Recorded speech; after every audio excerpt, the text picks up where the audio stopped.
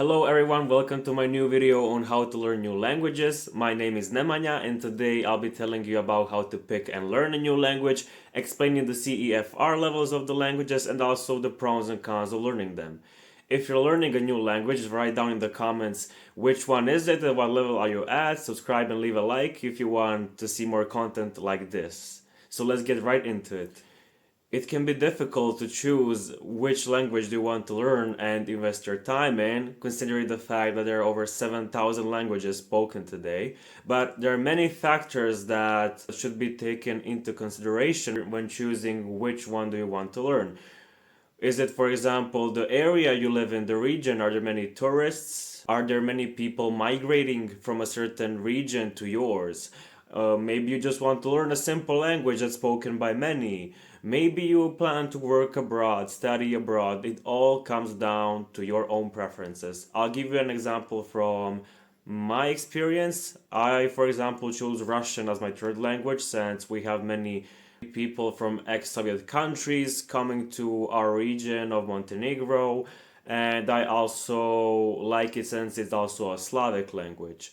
Besides that, I also choose Italian as my fourth language because our region has a deep and interesting history with Italy, and I simply find it a really easy and interesting language. So that's basically it. It all comes down to you.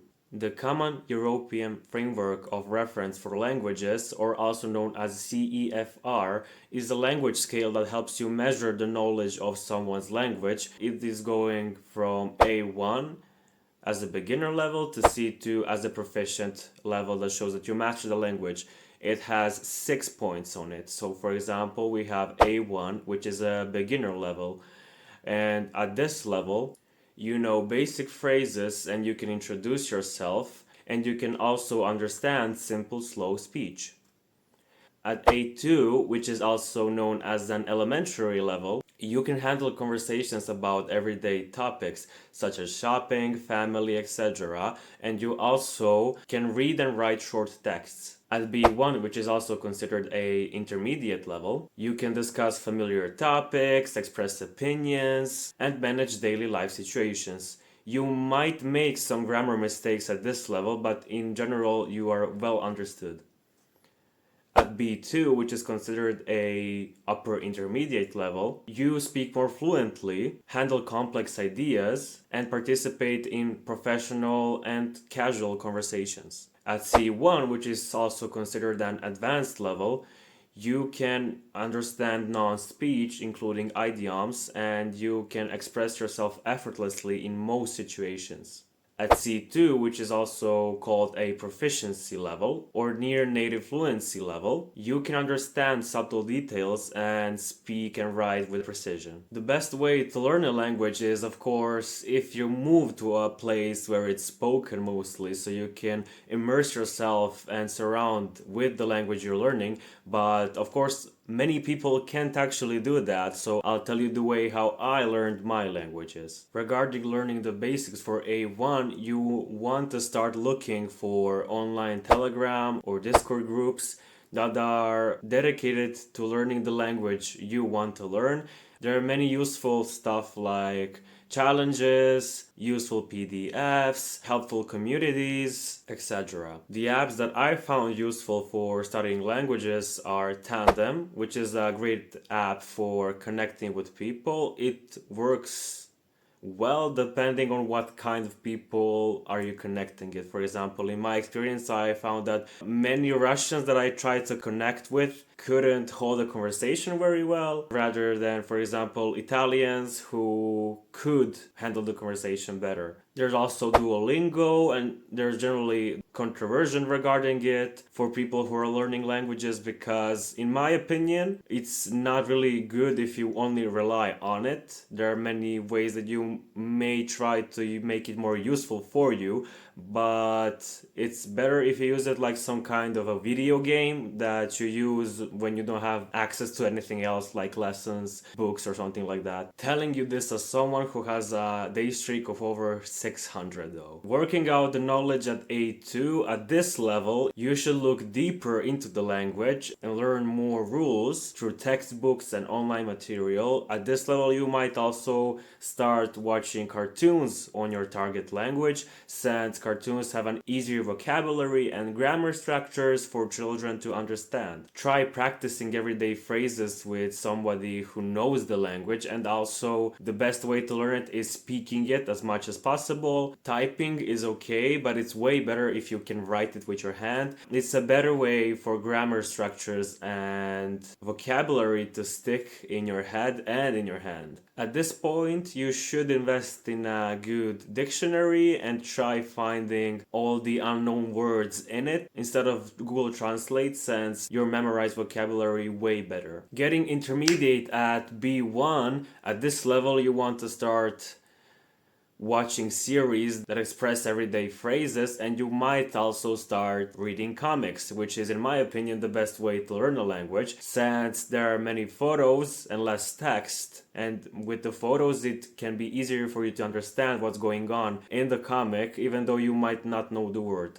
If you find the unknown word, use a dictionary that you purchased for A2, because that way it will stick way better than Googling it. Find more exercises online or in your textbooks to understand and learn the forms that are needed for this level. You'd also want to change the language of your maybe operating systems or most used apps in your target language, since you already know what each word in your apps and operating systems mean by heart. So that way you'll learn some new words just by doing that, by immersing yourself into the language. For achieving fluency at B2, at this level you should really immerse yourself into the language and try to put as much effort as possible through reading books, talking with the native speakers or texting with them, writing with them. Consume more online content like memes, social media posts, articles, etc. Regarding levels C1 and C2, it's all about the way and time you invest into learning these languages. And you should know and understand subtle details, idioms, some phrases, etc. But keep in mind that many workplaces, depending on where you're going, where you live, what kind of profession you want to pursue, many universities, schools, and employers don't look for these levels of language knowledge. Most of them, if you're looking for an exchange or studying abroad, it might be B2. For employers, depending on the profession, A2 can be enough, A1 can be enough. It really depends what kind of profession, what kind of workplace you want yourself to surround with. So as with everything, we have pros and cons, and we'll start with pros. For example, pros of learning the languages. First thing will be connecting with people and different cultures, since people from different cultures really appreciate seeing you learning their language, and the way you experience a different culture when you know their language, the language that is used in that culture, is way better than just not knowing the language or just speaking English everywhere. For number two, it's a great mental training because it's proven that it helps with boosting memory, boosting the attention span, improves brain's adaptivity, and also delays cognitive decline later in life, such as dementia, Alzheimer's, and so on. At number three, I'd say that learning a new language really broadens your horizons and views, because by learning a new language, you're exposed to new ideas, new cultures, new opinions, and you became more tolerant to different kinds of cultures, different kinds of people, ideas, etc. And also by learning a new language, you create a better future for yourself through better opportunities for work and schooling, education. Now, the cons of learning the new language, sadly, yes, there are cons to learning a new language, but don't worry about it. With careful planning and advices, you can